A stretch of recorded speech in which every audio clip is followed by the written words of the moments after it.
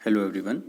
So students, आज हम next unit start कर रहे हैं। आपका नेक्स्ट चैप्टर है वो है एटमॉस्फेरिक प्रेशर, ठीक है, एंड वेदर सिस्टम होगा, ठीक। इसमें atmospheric circulation and weather system के नाम से ये हेडिंग है। तो इसमें सबसे पहली चीज़ आती है वो आती है एटमॉस्फेरिक प्रेशर।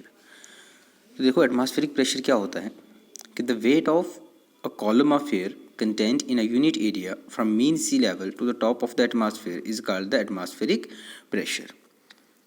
मान लो आपके पास ये कोई एक स्ट्रक्चर है, ठीक है। ये आपके पास सी लेवल है या सी है आपके पास, तो ये हमारे पास हो गया सी लेवल। ये एटमॉस्फेयर का टॉप पोर्शन है, ठीक, लास्ट जो पार्ट है। तो एटमॉस्फेरिक प्रेशर क्या कहा, content in a unit area, ठीक है, weight of column of air, कि एक कॉलम ऑफ एयर, एक कॉलम ऑफ एयर ने कितना वेट एग्जर्ट कर रखा है, ठीक है, एक यूनिट एरिया पर, ठीक, एक यूनिट एरिया पर एक कॉलम ऑफ एयर ने कितना वेट एग्जर्ट कर रखा है from sea level to the top of atmosphere. Okay, इसको हम कहेंगे कि एटमॉस्फेरिक प्रेशर। देखो क्या होता है कि अब हमारे पास हमें पता है कि एयर के अंदर बहुत सारी चीज़ें प्रेजेंट होती हैं, जिसमें वाटर वेपर हैं, डस्ट पार्टिकल हैं, उसके बाद आपके पास और क्या चीज़ हैं, एयर ऑक्सीजन है, कार्बन डाइऑक्साइड है, उसमें बहुत सारे और हमारे पास इस तरीके से सस्पेंडेड पार्टिकल्स हैं एयर के अंदर प्रेजेंट। अब ये प्रेजेंट पार्टिकल जो है कुछ ना कुछ वेट जो है वो एग्जर्ट करते हैं, ठीक।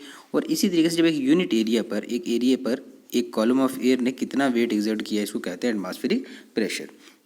इसको मेयर किया जाता है मिली बार्स में, ठीक है। सी लेवल पर ये आपके पास एवरेज जो है वो 1013.2 मिली बार होता है, ठीक है।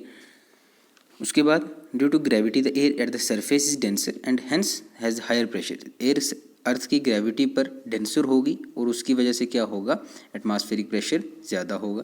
एयर प्रेशर को मेयर करने के लिए हम यूज़ करते हैं मर्करी बैरोमीटर या फिर एनराइड बैरोमीटर का यूज़ होता है, और ये प्रेशर डिक्रीज़ होता है विद हाइट। अब इस चीज़ को समझने के लिए आप ज़रा इस पर देखेंगे कि एयर प्रेशर डिक्रीज़ होता है विद हाइट। वो कैसे होगा कि मान लो ये एक रीजन है, ठीक, यहाँ तक एटमॉस्फेरिक लास्ट बेल्ट है। अब यहाँ पे एक इंडिविजुअल खड़ा है, एक इंसान यहाँ खड़ा है। अब जो वेट यहाँ पर इतना, इस कॉलम ऑफ एयर का वेट इस इंसान पर पड़ रहा होगा इतना ज़्यादा, लेकिन यहाँ पर सिर्फ इतना ही वेट एग्जर्ट हो रहा होगा, इतना ही कॉलम होगा। अब देखो ये ज़्यादा था और ये एरिया कम था, जितना उस पर वेट कॉलम जो था उसका कॉलम का जो साइज़ था वो कम था। अब ये जो इंसान है ये ज़्यादा, ये कम जो है प्रेशर के कांटेक्ट में आ रहा है, और ये जो है ज़्यादा एटमॉस्फेयर के कांटेक्ट में आ रहा है, और इसलिए ज़्यादा पार्टिकल यहाँ पर सस्पेंडेड होंगे और ज़्यादा जो है इस पर वेट एक्सर्ट कर रहा होगा, बल्कि यहाँ कम होगा। इसीलिए हमने कहा कि with increase in height there is decrease in atmospheric temperature, atmospheric pressure. Okay, उसके बाद वर्टिकल वेरिएशन में वही चीज़ मैं आपको बताऊंगा। इसमें डिस्ट्रीब्यूशन पढ़ेंगे हम इसकी, हॉरिजेंटल और वर्टिकल।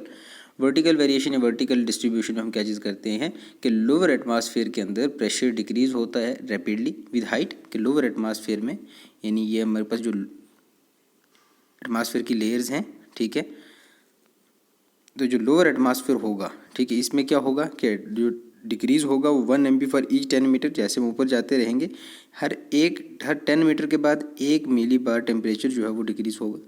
लेकिन जैसे ही हम ऊपर चले जाएँ, जैसे यहाँ देखो सी लेवल पर कितना होगा प्रेशर, इतना, टेम्परेचर इतना रहेगा। उसके बाद 1 किलोमीटर पर इतना रहेगा, 5 किलोमीटर पर उसका आधा हो जाएगा, 10 किलोमीटर पर उसका आधा हो जाएगा। तो ये कंटिन्यूसली जो है जितना हम ऊपर जाते रहेंगे, एलिवेशन पर जाते रहेंगे, उतना जो है एटमॉस्फेरिक प्रेशर डिक्रीज़ हो जाएगा, ठीक है। तो यही चीज़ सिंपल से वर्टिकल डिस्ट्रीब्यूशन में आपने ये कहनी, वर्टिकल डिस्ट्रीब्यूशन की जब बात होगी एटमॉस्फेरिक प्रेशर की, कि with increase in altitude there is decrease in atmospheric pressure. और ये इसका डिक्रीजिंग रेट जो है वो कभी भी स्टैटिक नहीं रहेगा, क्योंकि जो आपके पास लोअर एटमॉस्फेयर में जो है वो वहाँ पर आपके पास 1 MB फॉर 10 किलोमीटर रहेगा, 10 मीटर रहेगा। लेकिन जैसे ऊपर चले जाएंगे तो वहाँ पर वेरिएशन होगी, कहीं पर कम होगा, कहीं पर कम होगा, but it is generally balance by nearly equally opposite gravitation force, we do not experience strong upward in winds. क्या होता है, क्योंकि इसको जो है बैलेंस, क्योंकि हाई यहाँ पर आपके पास लो है, यहाँ हाई है, तो इसके इनके अंदर डिफरेंस हमें इसलिए नहीं दिखता क्योंकि एक ग्रेविटेशनल फोर्स ने इन दोनों चीज़ों को बाइंड करके रखा है, इसलिए हमें इसके अंदर कोई इफेक्ट नहीं दिखता। तो इसका जो हॉरिजॉन्टल डिस्ट्रीब्यूशन हो गया, इसका जो इंट्रोडक्शन हो गई। अब ये लोग आप लोग देखो, और बाकी जो इसका बच गया vertical distribution, sorry horizontal distribution, तो वो हम नेक्स्ट लेक्चर के अंदर पढ़ेंगे।